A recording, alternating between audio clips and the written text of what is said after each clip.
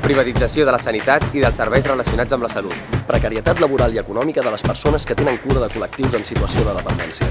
Ni un sol centre de dia públic en tot el districte.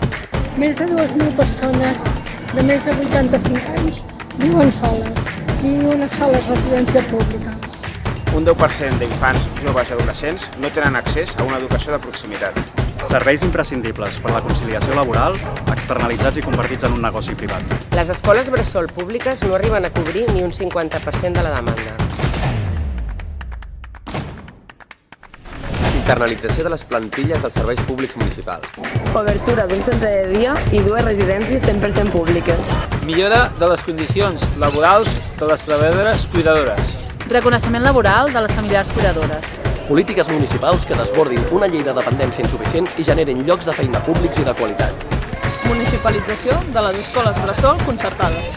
Municipalització dels subministraments energètics i socialització d'un model responsable de consum.